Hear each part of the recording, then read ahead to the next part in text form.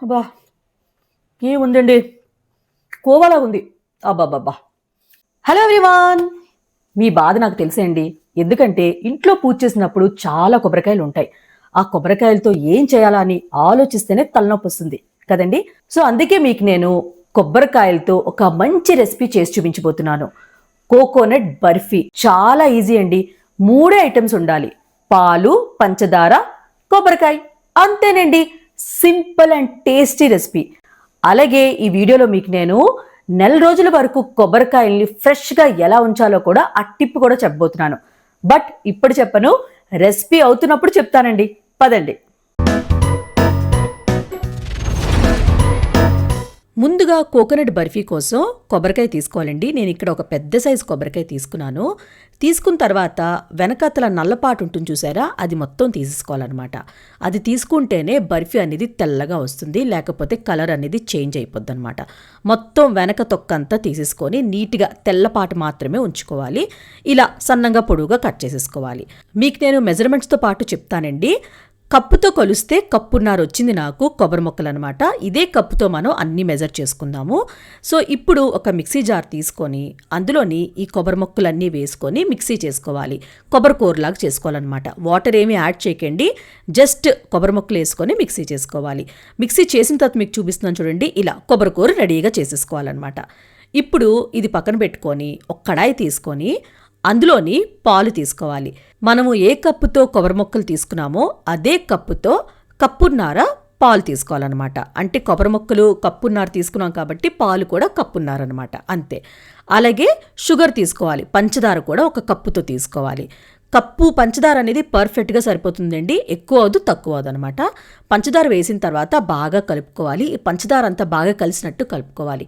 పాలు కూడా నేను పచ్చిపాలు తీసుకోలేదండి, మరిగించుకుని పాలే తీసుకున్నాను అనమాట. సపోజ్ మీరు పచ్చిపాలు తీసుకుంటే చక్కగా మరిగించిన తర్వాతే మీరు పంచదార వేసుకోండి. నేను మరిగించిన పాలు తీసుకున్నాను కాబట్టి పంచదార డైరెక్ట్గా వేసేసుకున్నాను.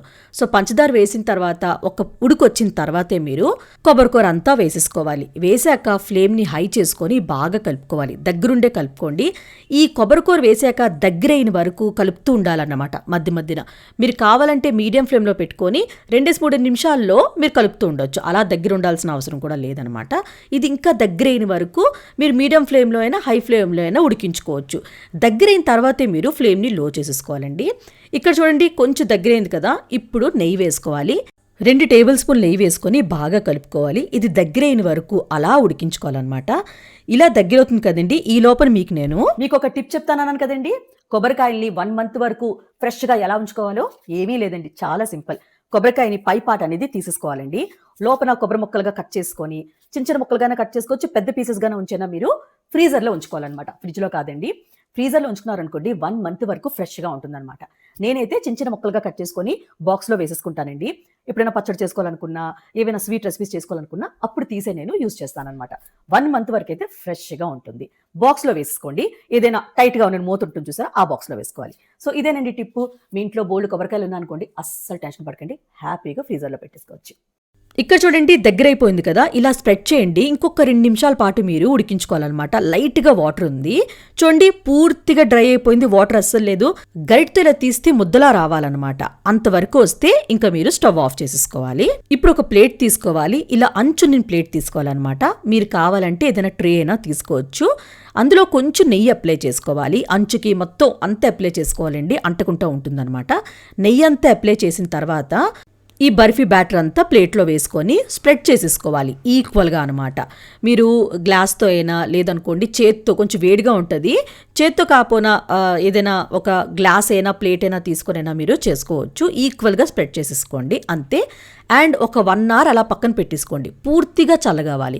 మీకు తొందరగా చల్లగావాలనుకుంటే మీరు ఫ్రీజర్లో పెట్టేసుకోండి. చల్లగైన తర్వాత మీరు ఏ షేప్లో అయితే ఆ షేప్లో కట్ చేసుకోవచ్చండి. నేను ఇక్కడ డైమండ్ షేప్లో కట్ చేసుకున్నాను. మీరు కావాలంటే స్క్వేర్లో కూడా కట్ చేసుకోవచ్చు అనమాట. రెడీ అయిపోయిందండి కోకోనట్ బర్ఫీ. చాలా అంటే చాలా రుచిగా ఉందండి. మా పిల్లలందరూ వెయిట్ చేస్తున్నారు, ఎప్పుడు అయిపోద్దా, ఎప్పుడు తినేస్తారా అని. ఒక్క 5 నిమిషాలు ఆగమన్నాను. మీ అందరికీ చూపించాలి కదండి. టేస్ట్ చేస్తాను. అబ్బా!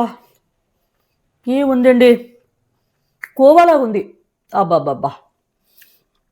ఇంకొక పీస్. హ్మ్. సూపర్. మళ్ళీ మళ్ళీ తినాలనిపిస్తుంది. సో చూసారు కదా వీడియోలో ఎంత ఈజీగా ఉందో. సో తప్పకుండా మీరు కూడా ట్రై చేయండి, మీకు నచ్చుతుంది. ట్రై చేశారు కదా, ట్రై చేసాక నచ్చిందో లేదో కమెంట్ బాక్స్లో కమెంట్ చేయండి. అలానే లైక్ చేయండి, షేర్ చేయండి. ప్లీజ్ సబ్స్క్రైబ్ చేయడం మాత్రం మర్చిపోకండి. మనం నెక్స్ట్ వీడియోలో మీట్ అవుదాం. Bye bye.